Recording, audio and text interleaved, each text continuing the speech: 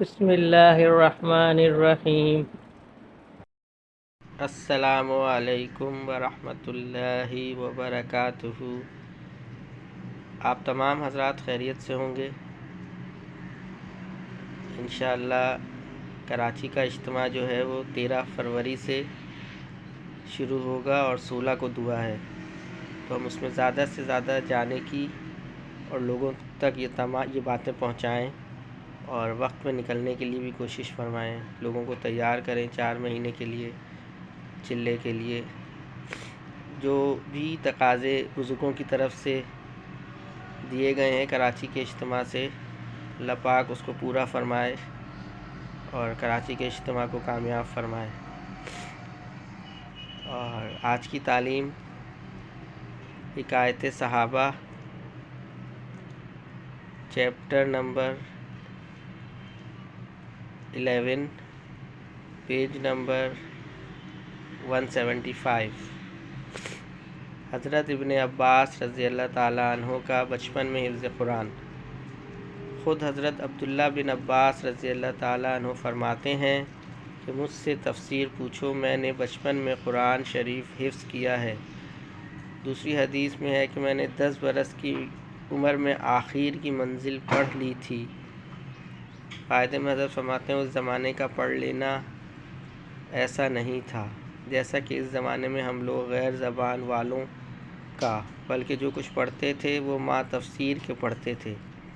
اسی واسطے حضرت ابن عباس رضی اللہ تعالیٰ عنہ تفسیر کے بہت بڑے امام ہیں کہ بچپن کا یاد کیا ہوا بہت محفوظ ہوتا ہے۔ چنانچہ تفسیر کی حدیثیں جتنی حضرت عبداللہ بن عباس رضی اللہ تعالیٰ عنہ سے نقل ہیں، بہت کم دوسرے حضرات سے اتنی نقل ہوں گی۔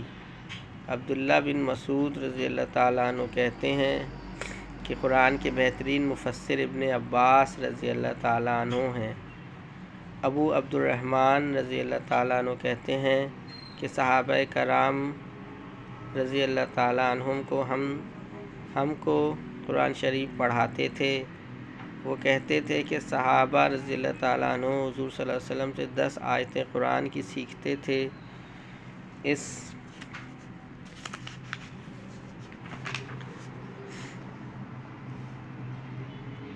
اس کے بعد دوسری 10 آیتیں اس وقت تک نہیں سیکھتے تھے جب تک کہ پہلی 10 آیتوں کے موافق علم اور عمل نہیں ہو جاتا تھا۔ 13 سال کی عمر تھی جس وقت حضور اقدس صلی اللہ علیہ وسلم کا وصال ہوا۔ اس عمر میں جو درجہ تفسیر و حدیث میں حاصل کیا وہ کھلی کرامت اور قابل رشک ہے کہ امام تفسیر ہیں اور بڑے بڑے صحابہ رضی اللہ تعالیٰ عنہ تفسیر ان سے دریافت کرتے ہیں۔ اگرچہ یہ حضور صلی اللہ علیہ وسلم ہی کی دعا کا ثمرہ تھا کہ ایک مرتبہ حضور صلی اللہ علیہ وسلم استنجا تشریف لے گئے، باہر تشریف لائے تو لوٹا بھرا ہوا رکھا تھا۔ آپ صلی اللہ علیہ وسلم نے دریافت فرمایا یہ کس نے رکھا ہے؟ عرض کیا گیا کہ ابن عباس رضی اللہ تعالیٰ عنہ نے۔ حضور اقدس صلی اللہ علیہ وسلم کو یہ خدمت پسند آئی اور دعا فرمائی کہ اللہ تعالیٰ دین کا فہم اور کتاب اللہ کی سمجھ عطا فرمائیں۔ اس کے بعد ایک مرتبہ حضور اقدس صلی اللہ علیہ وسلم نوافل پڑھ رہے تھے، یہ بھی نیت باندھ کر پیچھے کھڑے ہو گئے۔ حضور صلی اللہ علیہ وسلم نے ہاتھ سے کھینچ کر برابر کھڑا کر لیا کہ ایک مقتدی ہو تو اس کو برابر کھڑا ہونا چاہیے۔ اس کے بعد حضور صلی اللہ علیہ وسلم تو نماز میں مشغول ہو گئے، یہ ذرا سا پیچھے کو ہٹ گئے۔ حضور صلی اللہ علیہ وسلم نے نماز کے بعد دریافت فرمایا، عرض کیا کہ آپ صلی اللہ علیہ وسلم اللہ کے رسول ہیں، آپ صلی اللہ علیہ وسلم کے برابر میں کس طرح کھڑا ہو سکتا ہوں؟ حضور صلی اللہ علیہ وسلم نے علم و فہم کے زیادہ ہونے کی دعا دی۔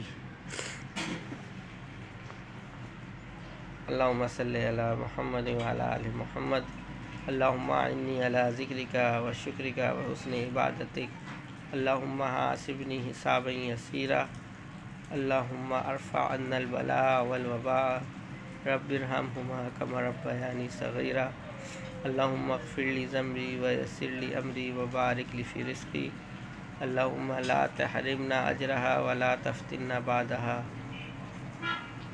اللہم بارک لنا فی رجب و شعبان وبلغنا رمضان سبحان ربک رب العزت عما یصفون وسلام علی المرسلین والحمد للہ رب العالمین آمین برحمتک یا ارحم الراحمین.